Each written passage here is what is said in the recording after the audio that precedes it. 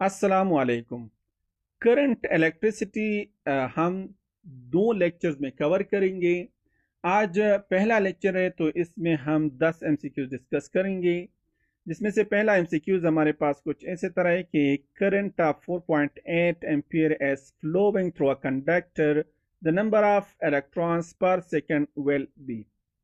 कहते हैं हमारे पास एक कंडक्टर है जिसमें 4.8 एम्पियर करंट फ्लो कर रही है, तो इसमें नंबर ऑफ इलेक्ट्रॉन पर सेकंड कितने फ्लो करेगा, क्योंकि हमें पता है कि जो करंट है ये हमारे पास होती है flow of electron divided by the time.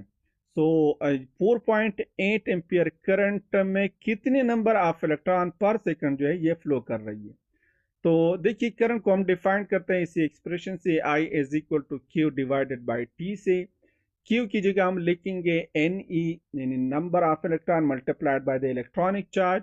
दोनों साइड को जब हम N पर डिवाइड करते हैं, सॉरी E पर डिवाइड करते हैं, so that will be N divided by T is equal to the current I divided by electronic charge. तो करंट I की वैल्यू हम पुट करते हैं 4.8 को, एंड जो इलेक्ट्रॉनिक चार्जेस की वैल्यू को हम पुट करते हैं 1.6 10 की पावर माइनस 19 को। दोनों को जब हम डिवाइड करते हैं, इन्हें सिंप्लीफाई करते हैं, तो हमारे पास जो आंसर आएगा वो हमारे पास है 3 क्रॉस 10 की पावर 19। तो हमारे पास जो करेक्ट ऑप्शन है, यानी जो वैल्यू आ रही है 3 क्रॉस 10 की पावर 19, वो है हमारे पास ऑप्शन ए में। तो दिस इज 3 क्रॉस 10 की पावर 19 इलेक्ट्रॉन पर सेकंड। 4.8 एम्पियर करंट में हमारे पास जो नंबर ऑफ इलेक्ट्रॉन पर सेकंड पास हो रही है वो है 3 क्रॉस 10 की पावर 19। ना एमसीक्यू नंबर सेकंड हमारे पास कुछ ऐसे तरह है कि when there is an electric current through a conducting wire along its length, then an electric field must exist। कहते हैं कि एक कंडक्टिंग वायर में हमारे पास इलेक्ट्रिक करंट जो है ये फ्लो हो रही है। सो या इसी कंडक्टर में इसकी इसी कंडक्टर का जो इलेक्ट्रिक फील्ड है वो कहाँ पर होगी एंड कैसे होगी। तो देखिए जब हमारे पास एक कंडक्टर हो तो उसी कंडक्टर में अगर करंट फ्लो हो रही हो तो उसी कंडक्टर के बाहर हमारे पास इलेक्ट्रिक फील्ड की वैल्यू होती है 0, जबकि इनसाइड हमारे पास जो है इलेक्ट्रिक करंट की वैल्यू होती है।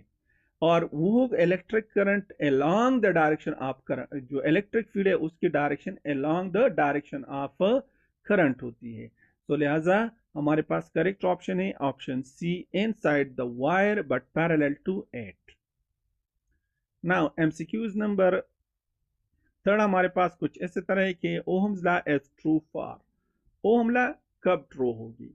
तो देखिए ओहम्स लॉ तब ट्रू होगी जब हमारे पास करंट एंड वर्सेस वोल्टेज का यानी पोटेंशियल डिफरेंस का जो ग्राफ है, अगर वो स्ट्रेट लाइन हो तो हमारे पास ओहम्स लॉ ट्रू होती है। तो और याद रखिए ओहम्स लॉ सिर्फ एप्लीकेबल है मेटालिक कंडक्टर पर। ओहम्स लॉ न तो हम सेमीकंडक्टर पर अप्लाई कर सकते हैं और न हम जो है किसी सोर्स ऑफ करंट पर अप्लाई करते हैं। ये सिर्फ हमारे पास किसी कंडक्टर में जो मेटालिक कंडक्टर है उस पर अप्लाई होती है। तो ऑप्शन ए में गिवन है कि for metallic conductor at low temperature, option B for metallic conductor at high temperature, option C for electrolytes when current passes through them, and option D for diode when current flows। तो metallic conductor एक option तो ये हमारे पास ठीक है कि दोनों जो ऑप्शन ए और ऑप्शन बी में दोनों में मेटालिक कंडक्टर है, तो लिहाजा मेटालिक कंडक्टर पर हम ओम्स लॉ अप्लाई करते हैं। तो इन दोनों में से अब कौन सा ठीक होगी ये डिपेंड कर रही है, डिसाइड कर रही है टेम्परेचर। तो देखिए लो टेम्परेचर पर हमारे पास जो है आई वर्सेस वी का ग्राफ फॉर मेटालिक कंडक्टर ये स्ट्रेट लाइन होती है। तो लिहाजा ohm's law for metallic conductor is true only with the temperature is low. Option A is the correct option. ना एमसीक्यू नंबर थर्ड हम 4 हमारे पास कुछ ऐसे तरह है कि when the area and length of cross section both are double then its resistance will be। एक कंडक्टर है जिसकी रेजिस्टेंस को हम डिफाइन करते हैं R is equal to rho into L divided by A is the area of cross section. कहते हैं कि इसकी लेंथ को हम R डबल करते हैं। तो लेट सपोज इसका जो रेजिस्टेंस है वो R डैश है, जब हम इसकी लेंथ को डबल करते हैं so that is rho into 2L, और इसकी जो एरिया है उसको भी हम डबल करते हैं, सो 2 इस 2 के साथ चला जाएगा। तो हमारे पास जो न्यू रेजिस्टेंस है इसकी वैल्यू हो जाएगी rho into L divided by A, जो कि बराबर है रेजिस्टेंस आर की। यानी हमारे पास लेंथ था and area of cross section अगर हम डबल करते हैं तो रेजिस्टेंस पर कोई इफेक्ट प्रोड्यूस्ड नहीं होती, that remains the same. Option D हमारे पास करेक्ट ऑप्शन है। एमसीक्यू नंबर 5 हमारे पास कुछ ऐसे तरह है कि resistivity is defined as, resistivity को हम किस तरह डिफाइन करते हैं। तो रेजिस्टिविटी एज ऑप्शन ए में resistance of 1 meter of a substance, resistance of 1 cubic meter of a substance, resistance of 1 cubic centimeter of substance, and option D resistance of 1 centimeter of a substance। तो देखिए resistivity को हम define करते हैं, जो expression है resistance वाला जो एक्सप्रेशन है इससे हम रेजिस्टिविटी को डिफाइन करते हैं, that is R is equal to rho L divided by A. अब यहाँ से रो जो कि हमारे पास रेजिस्टिविटी है इसको फाइंड करते हैं, so this is rho is equal to A divided by L into resistance R. Area की यूनिट हम पुट करते हैं, तो एरिया की यूनिट हमारे पास है मीटर स्क्वायर, लेंथ की यूनिट हमारे पास है मीटर, तो ये मीटर इस जो है स्क्वायर के साथ चला जाएगा, सो that will B of 1 metre resistance R. तो 1 मीटर रेजिस्टेंस आर में की जो रेजिस्टेंस है यानी 1 मीटर लेंथ वाले कंडक्टर की जो रेजिस्टेंस है उसको हम कहते हैं रेजिस्टिविटी। तो करेक्ट ऑप्शन हमारे पास है option A, resistance of 1 meter of a substance. MCQ number 6 हमारे पास कुछ ऐसे तरह है कि the specific resistance of a wire is rho, its volume is 3 metre cube and its resistance is 3 ohm, then its length will be. कहते हैं एक वायर है जिसकी रेजिस्टिविटी हमारे पास रो है and its volume as 3 metre cube and the resistance as 3 ohm, so what will be its length. तो resistivity को हम डिफाइन करते हैं in term of resistance, so this is R as equal to rho L divided by A से। तो यहाँ पर resistance भी गिवन है, लेंथ जो है ये हमने डिटरमिन करना है, resistivity in term of resistivity हमने लेंथ को फाइंड करना है, एरिया की वैल्यू हमारे पास गिवन नहीं है, तो इसको हम डिटरमिन करते हैं, फाइंड करते हैं इसी वॉल्यूम से। वॉल्यूम को हम डिफाइन करते हैं V is equal to the cross sectional area of the wire multiplied by its length L। दोनों साइड को L पर डिवाइड करते हैं, so that will become as area, cross section area is equal to V divided by L। इसी value को यहाँ पर put करते हैं, so this is R is equal to rho and to L divided by V divided by L। L ऊपर जाके इसी L के साथ मल्टीप्लाई हो जाएगा, so that will be rho and to L square divided by V। Values को substitute करते हैं, सो रेजिस्टेंस की वैल्यू हमारे पास है 3, रो एंड टर्म ऑफ रो हमने लेंथ को फाइंड करना है, सो that will B L square divided by V। V की वैल्यू हमारे पास है 3, ये 3 यहाँ पर इसी 3 के साथ मल्टीप्लाई होके बन जाएगा 9 and this is rho into L square. दोनों साइड को रो पर डिवाइड करते हैं and then we take the under root, so this expression will become as L is equal to under root 9 जो है अंडर रूट से बाहर आके हमारे पास 3 बन जाएगा, so this is 3 divided by under root rho, जो कि है हमारे पास करेक्ट ऑप्शन, ऑप्शन बी।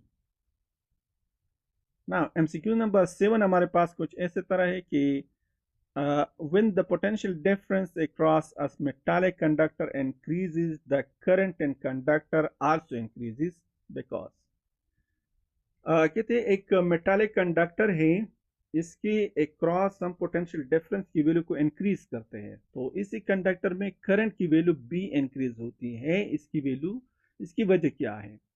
तो देखिए किसी भी कंडक्टर में करंट की वैल्यू का इन्हिसार ड्रिफ्ट वेलोसिटी पर होती है।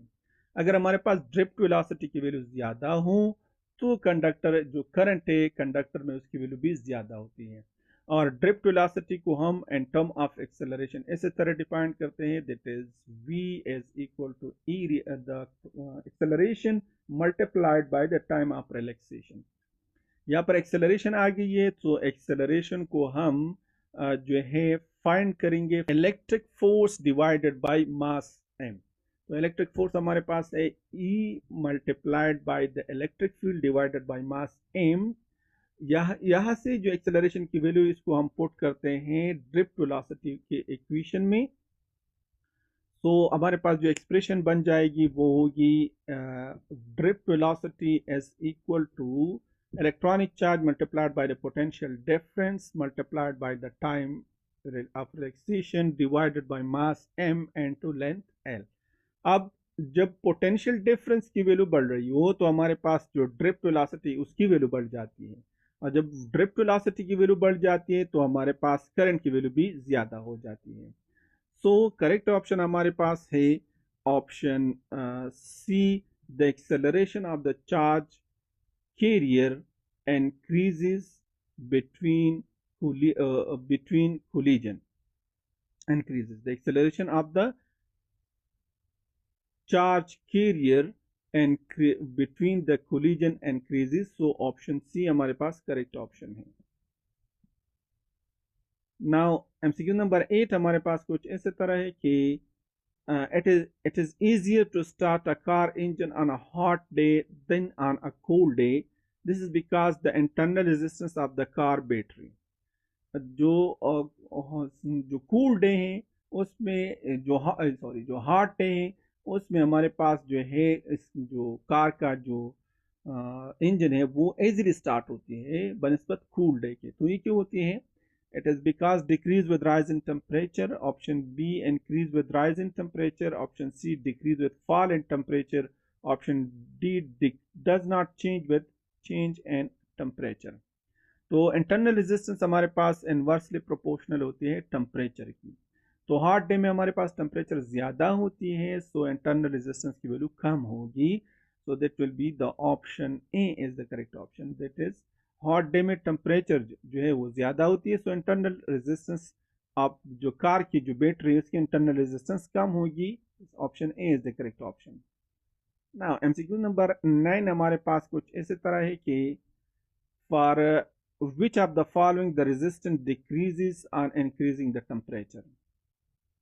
कौन सी मटेरियल में हमारे पास जब हम टेम्परेचर बढ़ाते हैं तो इसकी रेजिस्टेंस जो है इसकी वैल्यू डिक्रीज हो जाती है। तो सेमीकंडक्टर की केस में हमारे पास रेजिस्टेंस डिक्रीज होती है जब हम टेम्परेचर को इंक्रीज करते हैं। तो इन तीनों में हमारे पास जो जर्मीनियम है, ये चारों में हमारे पास जर्मीनियम जो है ये सेमीकंडक्टर है, तो लिहाजा इसके टेम्परेचर बढ़ाने से हमारे पास इसकी रेजिस्टेंस की वैल्यू कम हो जाती है। तो ऑप्शन सी हमारे पास करेक्ट ऑप्शन है। नाउ लास्ट MCQs हमारे पास कुछ ऐसे तरह है कि the conductivity of a superconductor is. Superconductor की कंडक्टिविटी कैसे होती है? A infinite.